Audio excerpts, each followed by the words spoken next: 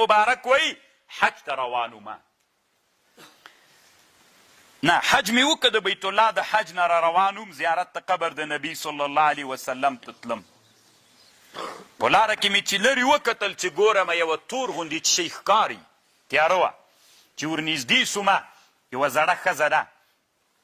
او کالیم د وړۍ اغوستې ټیکری هم د وړیو ده ما ورته ویلې السلام علیک ورحمة الله وبرکاته فقال سلام قولا من رب الرحیم جواب راکړ قرآن باندې جواب راکړ ما ورته ویلې الله دې رحم در باندې وکړي ما تصنعین فی هذا المکان مورې دلته څه شی کوې قالت ومن یضلل الله فلا هادی له نو زه پوه سوم چې لاره تېر نورکه ده ځي چېرته په مزل روانه ده لاره تېر نورکه ده ما ورته ویلې چیرې روانې لاره به زه در وښیم چیرې ځې وی راته ویلې سبحان الذي يسرى بعبده ليلا من المسجد الحرام الى مسجد الاقصى حج د بیت الله مې وکړ اوس بیت المقدس ته ځم زه مقدسیه یم بیت المقدس ته روان یم د شام لاره راوښیه طالبانو حاجیانو به چې بیت الله حج وکړه پخوا زمانه کې هغه پیاده لارې چې وې چې اسلامي امت په دې مملکتو نه و تقسیم سوی ټول یو خلافتو د اسلامي امتونو نو هسې په مدینه باندې به شام ته تلل ما پوه سومه چې حج یې کړی ده اوس بیت المقدس ته روانه ده ما ورته ویلي مورې څو ورځې کېږي چې دلته لاره درنه ورکه ده او دلته ناسته یې فقالت 3 لیال سویه 3 ورځې فکس ووتلې پوره 3 ورځې کېږي چې دلته ناسته یم ما ورته ویلې چې مورې ما ارا معک طعاما تأکلین تا سره خو طعام هم نسته چې ویې خورې قالت هو یطعمنی ویسقین زه رب العالمین لرم داسې نادر عقیده لرم هو یطعمنی ویسقین ما ته اوبه هم راکوي طعام هم راکوي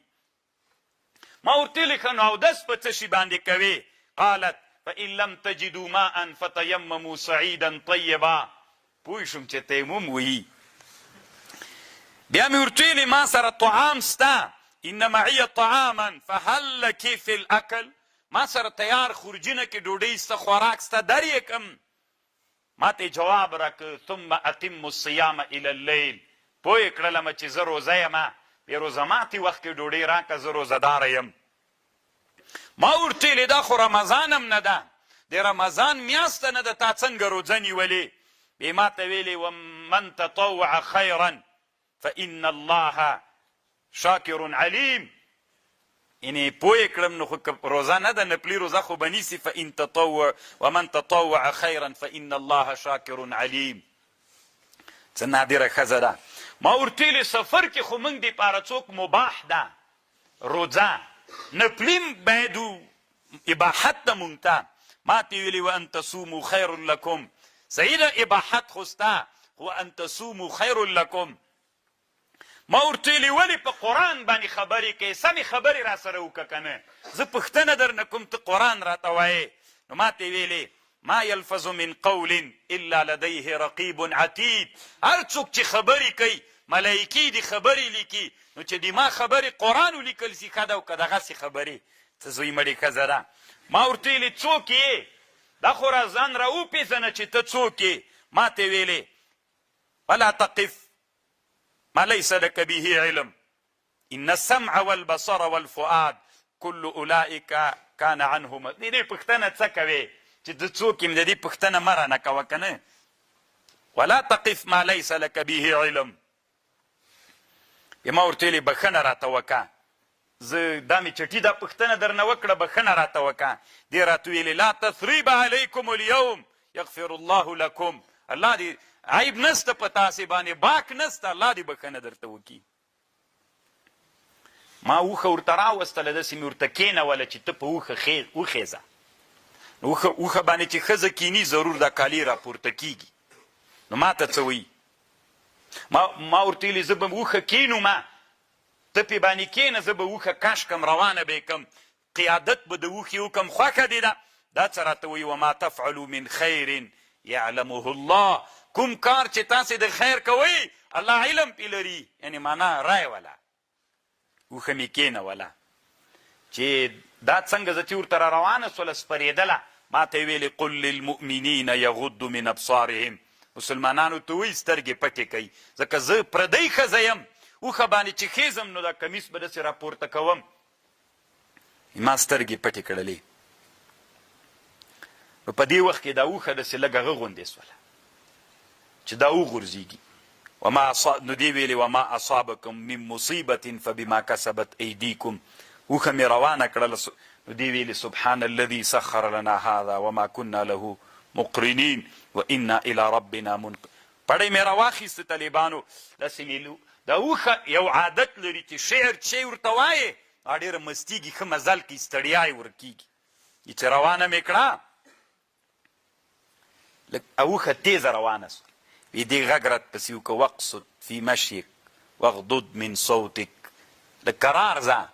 په زور چیغې مه وهه لږ کرار غږې هغه کوه دا حدا ورته کوه بیا زه وایي که راسو ځان سره مې داسې شعر ویلی که نه سړی ځان سره بنګېږي سفر کې اوږده مزلونه وي ما ته څه وایي فقرأ ما تیسر من القرآن شعر څه کوي قرآن ووایه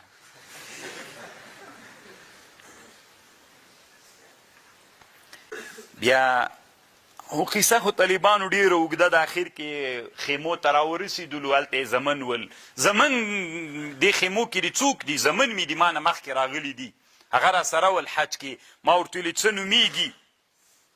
چې زه یې درته راوغړم غږ پسې وکړم ما ته یې ویلې واتخذ الله ابراهیم خلیلا وکلم الله موسی تکلیما یا یحیا خذ الکتاب بقوه پوه یې کړم یو موسی نومېږي یو ابراهیم نومېږي یو یحیا نومېږي غږونه مې پسې وکړل داسې ښایسته ښایسته هلکانو راووتل ستې روپۍ ورکړلې ماته ما ورته ویلې څومره وخت کېږي چې دا مور مو په قرآن خبرې نه کوي 40 کاله کېږي چې دا مور مو غیر له قرآن نه په بل شي خبرې نه کوي او دې ته طالبان وایي دا یوه نوعه د اقتباس ده چې ته وایې قرآن خو مقصد دې څوک خبرې وي نو امام نووي رحمه الله دلته په التبیان کې باب کړي چې دا څنګه روا ده که ناروا ده